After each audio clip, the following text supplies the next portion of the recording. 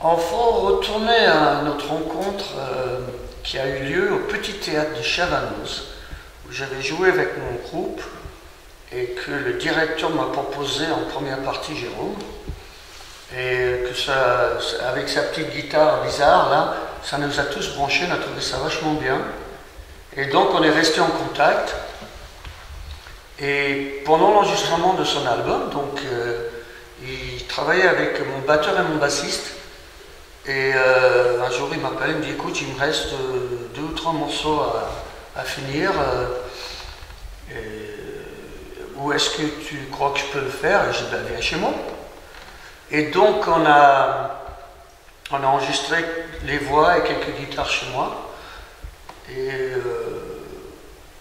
au fil des discussions qu'on avait pendant un petit test thé, on a dit tiens, celle-là, ça serait peut-être pas mal de le faire en bilingue duo.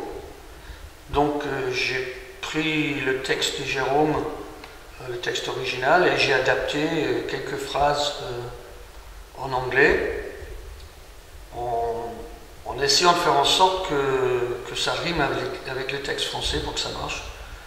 Et bon, ça a l'air de marcher. En 5 minutes chrono. Voilà. Ça, c'est fort. Donc voilà, c'est une adaptation rapide en rime. Et bon, ça marche.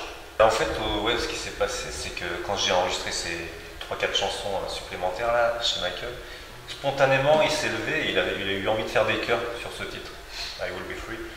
Et donc c'est de là ensuite que moi je me suis dit, bah écoute, t'as fait des chœurs, tu peux chanter les couplets.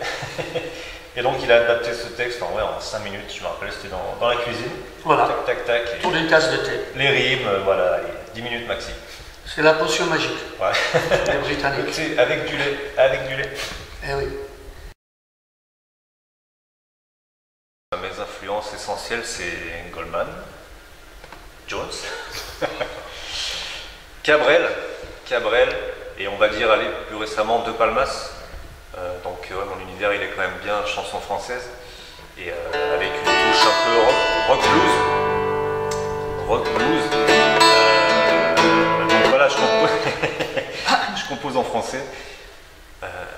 Donc voilà, De Palmas. Après, ce que j'aime bien chez De Palmas, par exemple, c'est le côté un peu blues, racine, qu'on retrouve aussi chez Monsieur Jones. Voilà. Étant guitariste, bah forcément, j'ai les influences blues, j'ai pris des cours de flamenco, j'ai fait du rock, comme tout guitariste, j'ai eu ma période aussi un peu hard rock.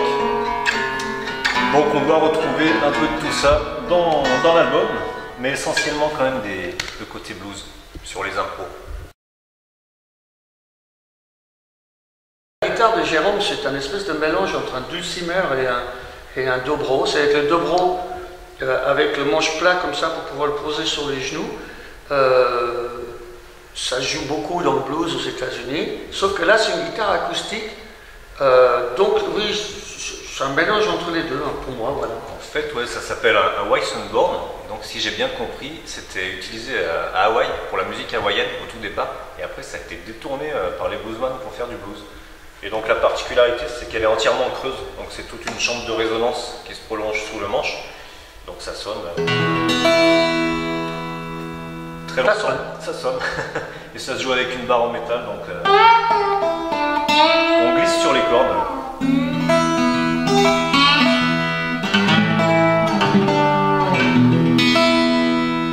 J'adore ça, et en fait moi donc c'est Ben Harper qui m'a fait découvrir ces guitares, puisque je suis fan de Ben Harper, j'ai eu ma période Ben Harper, et donc au tout départ j'entendais ces disques et je me disais mais c'est quoi cette guitare qui a un son magnifique, et c'est après en voyant sur scène, en voyant des vidéos, que j'ai vu que c'était pas une guitare traditionnelle, et donc j'ai eu envie d'avoir la même, et donc je l'ai faite construire par un luthier en Italie en fait, je l'ai fait importer, elle est arrivée par la poste.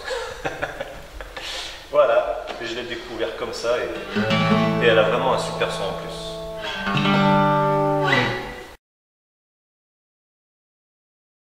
Bon Michael, je te souhaite un joyeux anniversaire. Attends, mon anniversaire c'est en janvier.